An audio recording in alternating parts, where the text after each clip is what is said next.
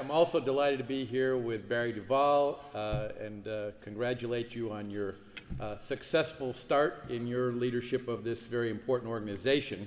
I think we can all agree that there has been a climate change in America for businesses. Unfortunately, the climate has changed to one of uncertainty. The difference between certainty and uncertainty for businesses is the difference between a thriving and stagnant economy.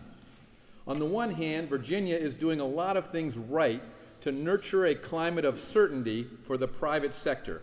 Clint spoke to many of those.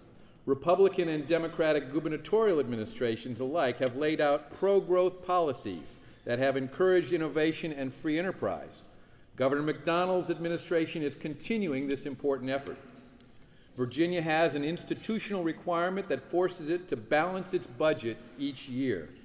While this is an uncomfortable exercise that forces the government to make extremely tough decisions, it keeps the Commonwealth's fiscal house in order, ensures that government is appropriately limited, and provides an important check on excessive government expansion into the private sector. Another attribute that makes Virginia an attractive place to do business is its fair judicial system that allows parties to settle disputes in a timely fashion with reasonable damage awards. In fact, the U.S. Chamber Institute for Legal Reform recently recognized Virginia as a leader in this area.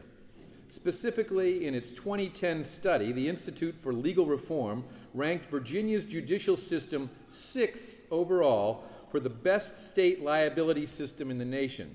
This ranking was based on such factors as the competence of judges, fairness of judges and juries, and the timeliness of dismissing unmeritorious cases, among others.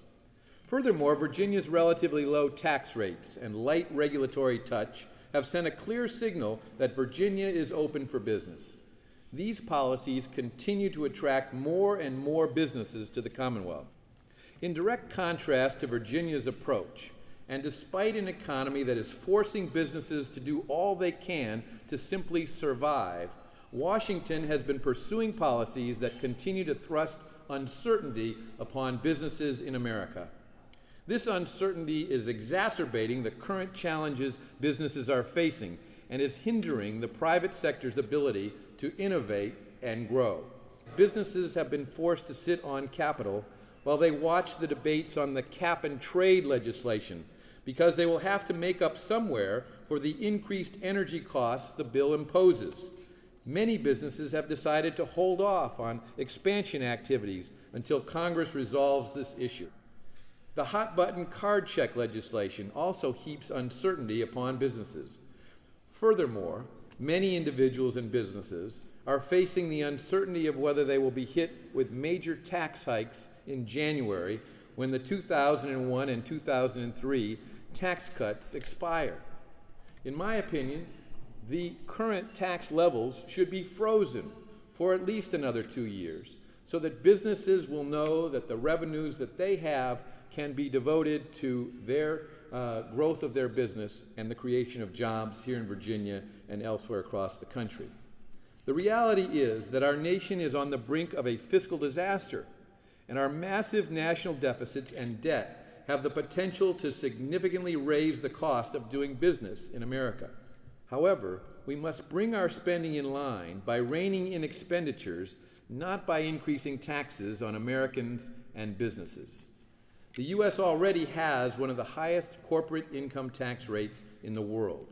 We are not going to attract any more business by raising those rates any further, or by taxing foreign income earned by U.S. companies any higher.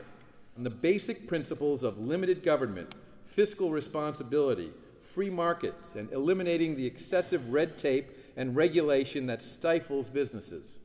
This will provide the private sector with the certainty it needs to innovate, compete, and lead us out of our stagnant economy.